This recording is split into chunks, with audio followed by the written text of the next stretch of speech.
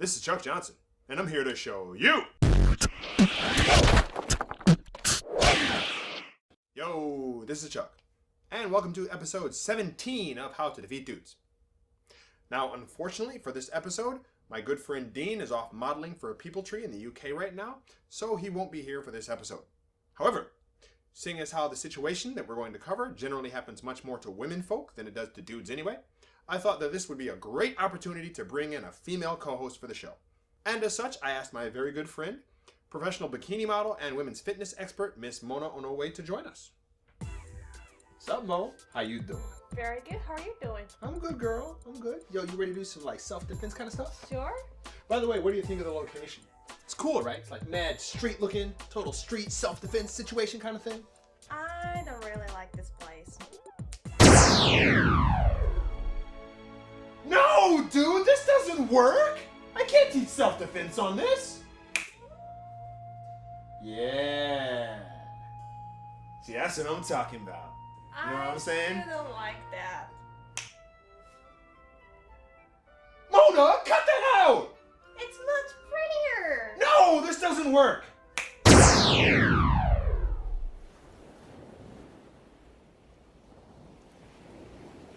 that's all right.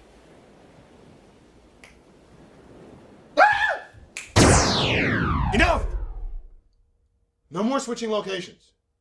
Let's just do the doggone self-defense. Okay, fine. So anyway, this episode goes out to Miss Elizabeth Sims, Mr. Raphael Silva Daniel, and also Vicky Kane. This one's for you guys who are all watching episode 1 of the show on single side wrist grabs and said, Chuck, what do I do if somebody grabs me with both arms instead of just one? And that's why it's a perfect time to have Mona here. Because generally speaking, wrist grabs happen a lot more to women than they do to dudes. When dudes get mad at each other, usually they punch each other. They don't grab each other's wrists very often. However, in the case of women, they do get dragged places by guys. And as such, that's why it's important for women to learn wrist grab defenses. So, let's take a look. So Mo, could you do me a favor and grab my wrist? Sure. Okay. For the moment, just one hand. Okay.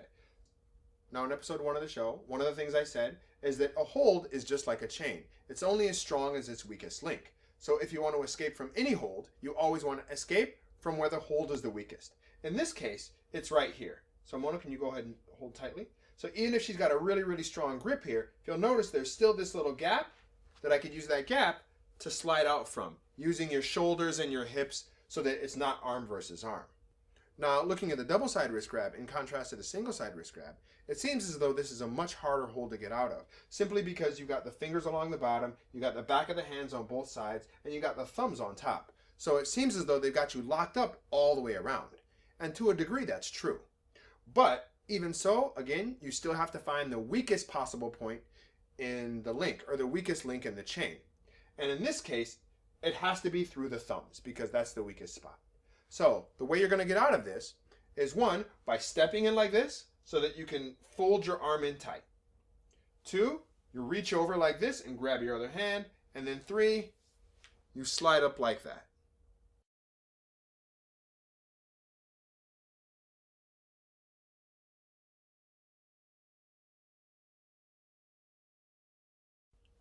So now let's go ahead and have Mona give it a try. Okay, Mona, please give me your arm. So, if somebody does actually grab you or try to assail you like this, it's really kind of a stupid thing to do.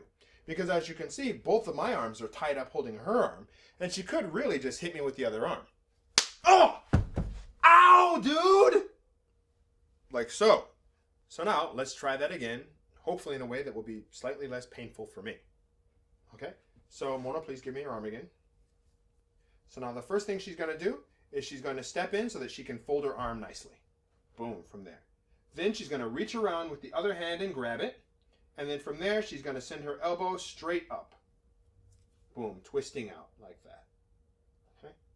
So now if she wanted to from here, because her arm is right there, she could just recock and then just boom, give me an elbow right across the face. Or once she's escaped, she can just run away. Either way. Let's see that one more time. That's 1, step in so that your arm folds nice and tight. 2, reach around and grab with the other arm. 3, Escape upwards using your shoulders and hips.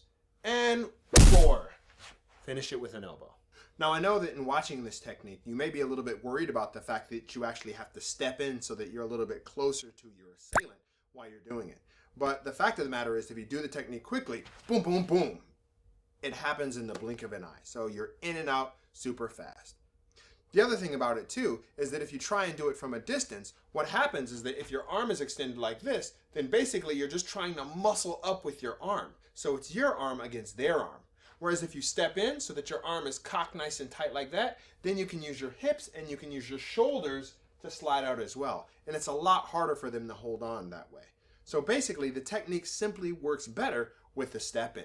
And it's more likely to work if you step in than if you try to stay really, really far away as you're doing it. So anyway, whilst we're on the topic of wrist grabs, this one also goes out to Bo Curry.